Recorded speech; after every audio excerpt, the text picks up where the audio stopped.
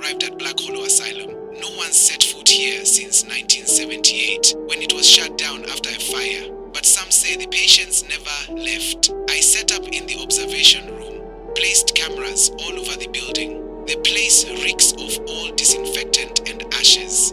The walls are covered in scratch marks. Day 3. At night, I heard footsteps in the hallway. Slow, repetitive. When I opened the door, there was no one there, but a wheelchair was spinning on its own. I checked the footage. You can clearly see it. Someone pushes the chair, but I can't see their face. Day 7, I barely slept. Voices came through the intercom layer, overlapping. Some screamed, "Get out!" Others just repeated my name. Elias, Elias, Elias. Day 12, I discovered the east wing. It had been sealed with chains. I broke the lock. Inside, rusted beds and straitjackets hanging like they were still in use. I found a medical file. Patient 39, Nora Green. Schizoid disorder. Violent. Her photo was scratched out. Only her eyes remained. They follow me. Day 15. There are new marks on the walls. Someone's been counting the days. I'm not alone. The cameras shut off by themselves at night.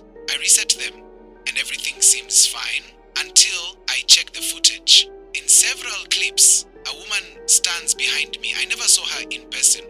Day 21. I had a dream. I was strapped to a gurney.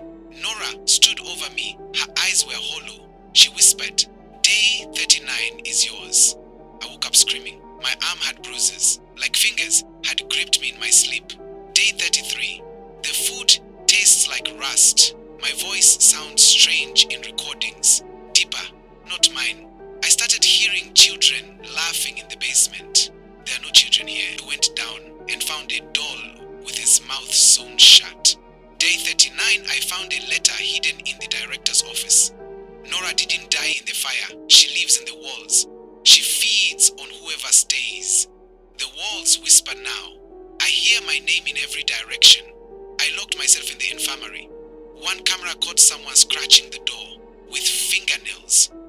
Day 47, I don't think I'm alone anymore. There's a shadow that follows me. When I sleep, it lies beside me. When I film, it stands in the distance. No matter how many times I delete it, it returns.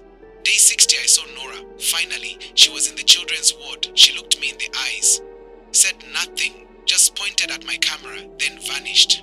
When I reviewed the footage, it was only me, crying, staring at nothing. Day 73. The doors won't open anymore. The windows are boarded from the outside. The generator cuts off at the same time every night. Sometimes I wake up in different rooms. Today I woke up in a bathtub filled with black water. Day 85.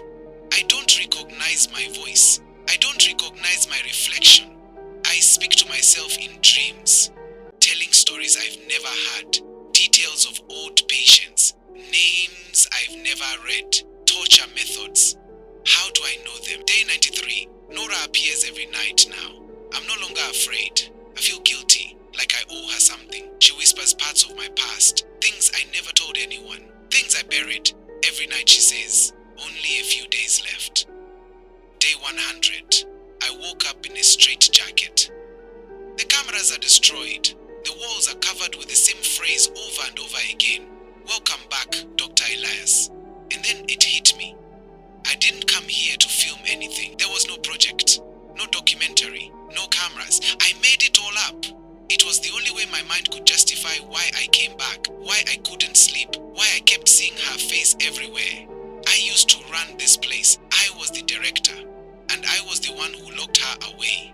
Nora didn't die. She waited 100 days in an abandoned asylum.